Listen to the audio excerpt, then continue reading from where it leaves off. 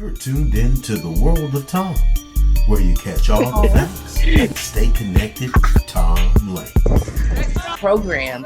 Well, I know a lot of times. Look at you. You look all cute. Okay.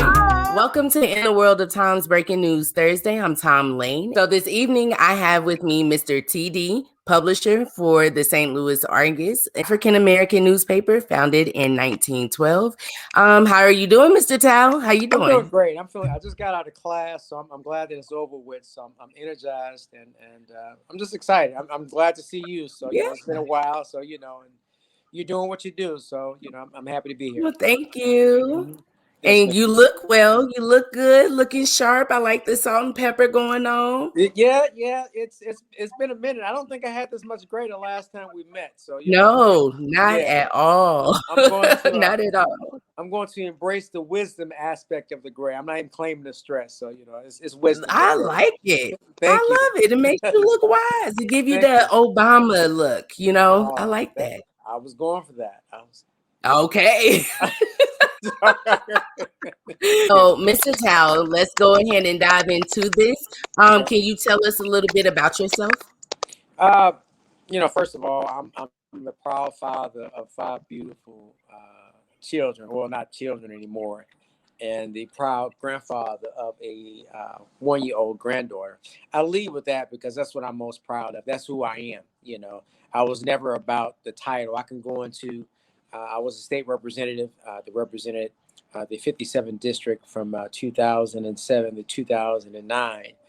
And of course, I'm the publisher of the St. Louis Argus newspaper. And I know we're going to get to some of those questions about how did that come to be. A little bit of something about myself. I was in the military, United States Navy. I went in as a journalist. I went to the Defense Information School that was in Fort Benjamin Harrison, Indiana, because my thing was always writing, whether it was for the school newspaper, middle school, high school, whatnot, it was always to write. And I had this Alex Haley thing going on. Even though Alex Haley was in the Coast Guard, it was like, I'm going to go away, go in the water, even though I couldn't swim and can't swim. I'm going to the Navy. And outside of it being a thing that was a family tradition, my father, my uncles, it was something that I thought would give me the experiences to write from. So writing had always been a passion. Being able to one day write for Stars and Stripes, which is the military newspaper, was always a goal of mine. So it was something how it just kind of came around. The Argus was purchased by my father-in-law, Eddie Hassan, back in 2001, 2002, from the Mitchell family. And the Mitchells were a very prominent family. They were the ones who created the St. Louis Argus in 1912. In terms of the region, the Argus, the founders of the Argus, the Mitchell brothers, were very prominent in St. Louis politics. So very influential. And the St. Louis Argus was pretty much the main, I will say, newspaper, African-American newspaper. It's the oldest in the state of Missouri and the 6th oldest in the country, and was the main paper up till around the mid-'80s, early '90s. At that point, the production began to drop. Whatever problems began to exist within the Mitchell family, I'm not as familiar with, but I understand that the production and the quality of production began to drop. And at that point of time, Doc Suggs at the St. Louis American, which they've done a phenomenal job. And they, from that point, really began to ascend as the major, I'm not even going to say the major Black newspaper. They're a major source of information just as a newspaper, and not only in the region, but throughout the country. And I say that because people think there's a competition. No, I honor them, I respect them, and any other media, African-American media. So in 2002, my father-in-law purchased the paper, and because we were getting into politics, my wife then, Yafet, was running for political office, and we didn't think that we will probably carry any favor with the media. or any objectivity. So my father-in-law, being a businessman, not a journalist, but a businessman, saw an opportunity there. And of course, he bought the paper. In 2009, he turned the paper over to my wife, Yafet, and she ran the paper up until 2014, 2015. And from that point, I had taken over production of the newspaper. So, and that's where we're at right now, really rebranding, reestablishing our footprint in the region. So, and I'm pretty happy and proud to be a part of the history, because they were going to sell a newspaper. And it's like, you just don't sell that history, that 100+ year history. And there were even other people who wanted to buy it that weren't African American, and it was just like, listen, you can't have everything. We got to have something. Everything can't be for sale. So, and that's where we're at right now. Can you stress to us the importance of African American newspapers, even going as far as, going back to, the late 1800s or early 1900s, when they were,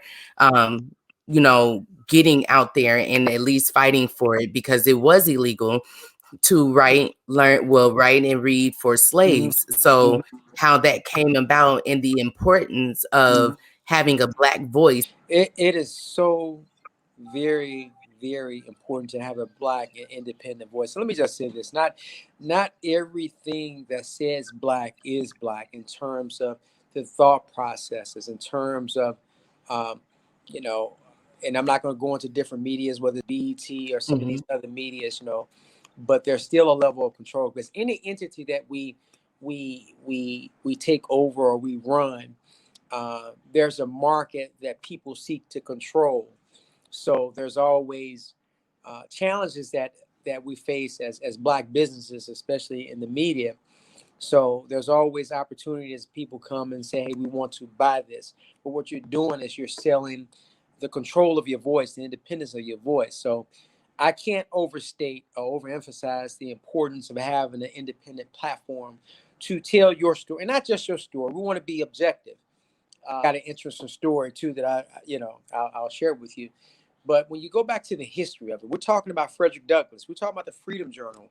So there's such a rich history and an esteemed history in terms of the Black press and the media. When you look at John Rushworm and people like that, the Black media, it was a voice of the freedom movement. The fact that it has survived this long, against so many obstacles, because anything that speaks in an independent way, we know throughout history, is suppressed in some way. It's suppressed if it can't be controlled. I say that it can't be overstated, the importance, because people need to understand we have to be able to support the media, and not just the St. Louis Argus, not just print media. What you're doing right now, it has to be supported. It is a platform. And we have to have those platforms, because just like with history, as I say, he who controls the pen writes the history. We say in my faith tradition, the pen is mightier than the sword, or the ink of a scholar is mightier than the sword of a martyr. So it emphasizes the importance of scholarship. It emphasizes the importance of having a platform in every area of life, whether it's religion. We know that religious texts can be taken and manipulated in such a way to serve a certain population of people and manipulate people and suppress people, whether it's print media, any media. And we've been on the opposite end of the beneficial stick when it comes to independent voices and having platforms to serve us. So it was a reminder, not that I forgot, but it was a definite reminder about Frederick Douglass and the importance of being able to vocalize, and just educate those that just didn't understand. Like, he was able to straddle the fence on understanding both sides and knowing how to grasp the concept of what the white people or the masters were doing in order to translate that for other slaves to understand. And going back to supporting independent platforms, I'm so so appreciative that you said that, because you articulated that in a way that I cannot. Because I just say that if I share your stuff, it'll be nice if you just share mine, Right. But to be able to articulate it like that, I like that. I like that whole idea.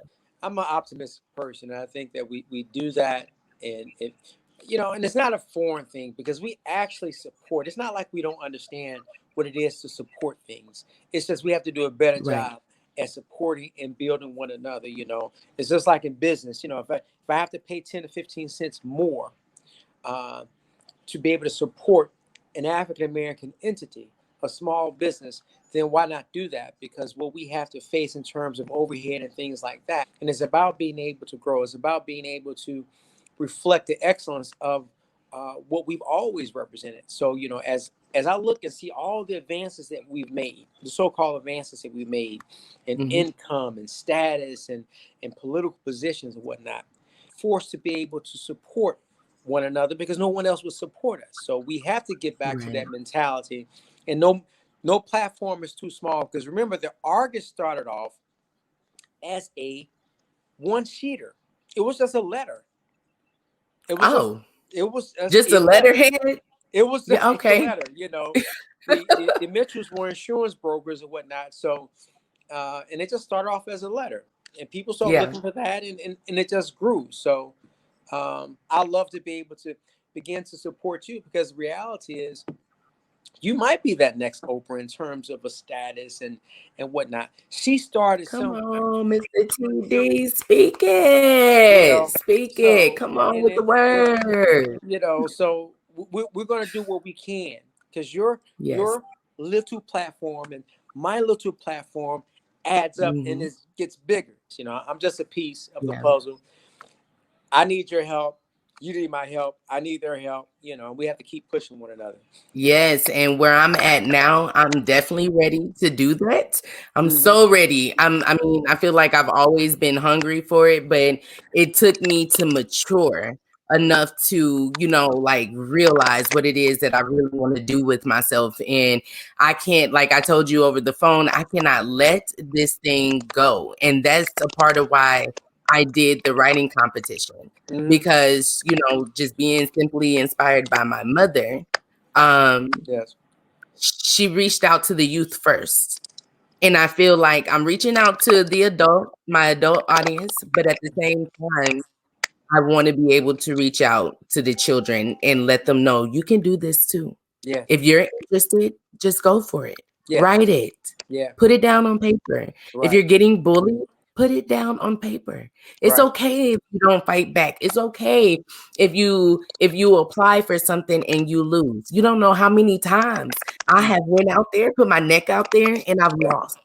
Right. And I'm still pushing for it. When we look at history and we put it in context, and we just watched the movie Judas and the Black Messiah, and I used to always, when I talk to you, I want to see that. Gosh, these guys were doing it at 16, 17, 18, 19. Yeah. I didn't know what was his name? The Huey guy? Huey Newton. I didn't know he was 21. You got young Bobby Hutton was 16. So they were doing that at this point. So they were serious. So people like myself, I'm really at the point I'm at, and I feel young and vibrant. I'm 50 years old. I'm like an elder. I'm like, I should be sitting back and doing everything I can to support those under me, because it's their time. It's just like, even with you, you're kind of like almost an elder. You know, we should be grooming. You're not there yet. You're not. I'm not even put that on you. I'm sorry. You still. You're still in that revolutionary, but I'm saying that to say that what you're doing and reaching out to the youth and getting them to understand that the time is now. The time is always now, and I'm going to offer with my platform that any space that you may need, I will love, and I said this to you before, and I offer to it again.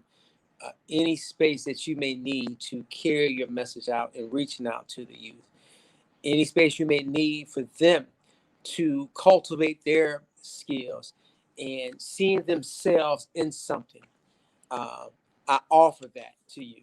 And in terms of column space, so I would be honored to have that, matter of fact, your perspectives will really only edify what the Argus can bring to the community. So, Well, Mr. Town, I'm always open. Please tell the people, because I've been trying to convince everybody that I have a skill, that I talk a lot for a reason, that I'm nosy for a reason. I ask a lot of questions for a reason. I am going to instill that not only into my own daughter, nieces, little cousins. You right. can do that.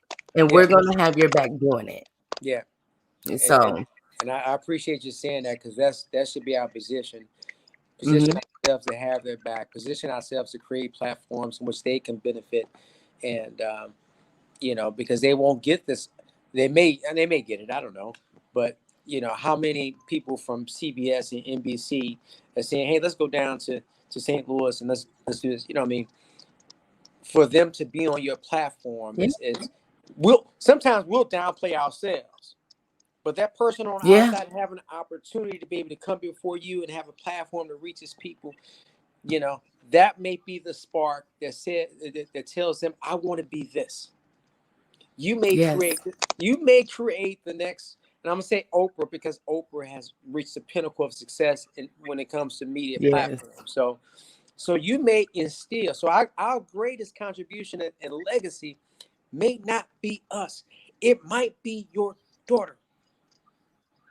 That came through okay. and that's okay. What inspired you? What really gave you that push and introduced you to the love of journalism? I words. When I was a kid, I was sharing this with someone yesterday, and I was when I was younger, I love the dictionary. I love words, and I always wrote. I wrote Jimmy Carter and Ted Kennedy back in 1980. I was 9 years old, and I wrote them a letter when I was in the third grade. So I would do things like that. I would express my support as a 9-year-old for Ted Kennedy in the primary against Jimmy Carter, or write, President Jimmy Carter as a third grader. So writing was just that thing. I love poetry, and I love storytelling. So it just kind of, took shape from there as I got a little bit older. Like I said, around 15, 16, well, around 13, because before I went to the Navy at 13, there was the Navy Sea Cadets that I was a part of. And so I knew that's what I was going to do when I came of age, is go to the Navy. And like I said, just writing in school, and just, and the funny thing is I had a stuttering problem. I had to go to speech therapy when I was younger, so. But to go ahead and wrap things up, is there anything you would like to say to the young writers today? Right. There's a world. The world needs you. We need you. And I'm speaking specifically to those in the community that I used to represent. And that's for anyone, but for the community that I live in, the community that's been underserved, the voices that throughout history have been suppressed in the press, the African American voices and writers. We need you. We need you, because we need people to tell our story. And not just our story, but in such a way that is true.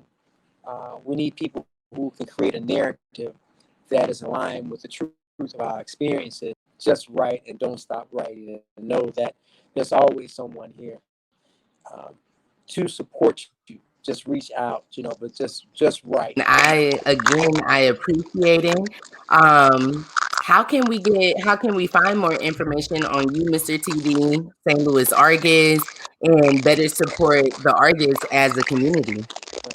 You can go to www.stlargusnews.com. We are updating the site, adding new things on there where we can upload,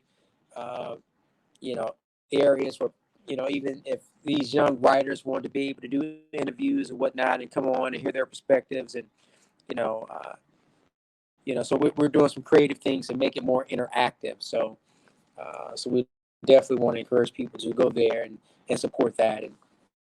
And like I say, I'm old school, so I like to touch the paper, but I had to come into the age of information and the tech age, and I had to establish a presence because this is where we're at. So Appreciate you coming this evening, and I appreciate the extended offer and help. And I will definitely take you up on that. Guaranteed. I definitely will be calling or texting you. Thank you for having me. I have the utmost respect for you, for the work that you're done, the work that you're doing, and the work that I believe that you still will do. So thank you so much. So before we head out, I want to say thank you again to Mr. Tao for joining me this evening. So be sure to check out the St. Louis Argus, and you can go to Facebook and find the St. Louis Argus group on Facebook as well. And let's all remember to speak on it. Y'all have a good night. My name's Kristen Weber. I'm the founder of the Life Foundation in St. Louis, Missouri, and we are a proud supporter of In the World of Tom. Tom Lane here. If you like this video, feel free to subscribe to this channel. Also, slap on that notification bell so that way you are the first to know when I post new content. Thumbs up your favorite and pass on the way. Every Thursday with Tom